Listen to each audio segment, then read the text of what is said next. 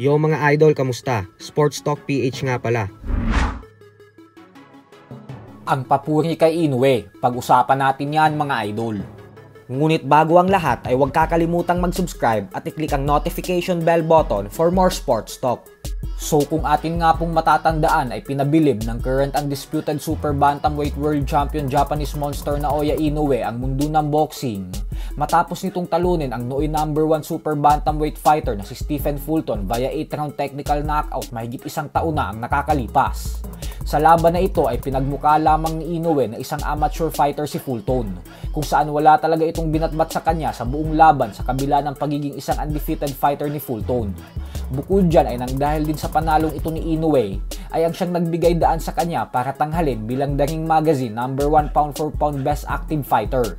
At sa latest interview nga po ngayon kay Stephen Fulton ay aminado ito na walang duda umano na si Inoue na daw talaga ang pinakamagaling na boksingero sa buong mundo sa kasalukuyan.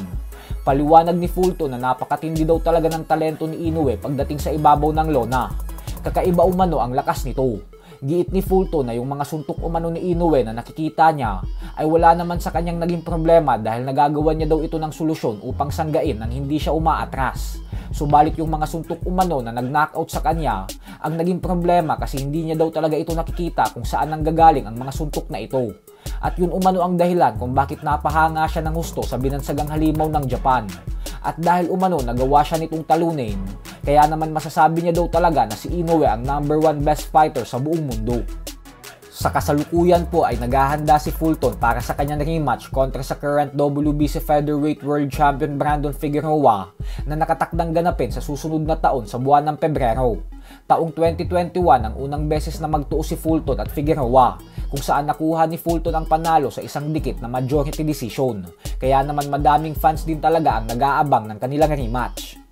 Sa kabilang banda naman mga idol ay tila pinagtanggol naman nga po ng former WBC Featherweight World Champion Mark Magnifico Magsayo ang current undefeated top Pinoy prospect Carl James Martin. Alam naman po kasi nating lahat na madaming fans ang dismayado ngayon nang dahil sa official announcement na lalabanan ni Wonderboy sa susunod na linggo ang Meksikanong si Roberto Stado Garcia. May record na 27 wins with 10 knockouts and 14 losses. Ayon kay Magsayo ay minsan umano ay kailangan ng mga boksingero ng activity fight dahil kailangan manatiling aktibo ng isang boksingero.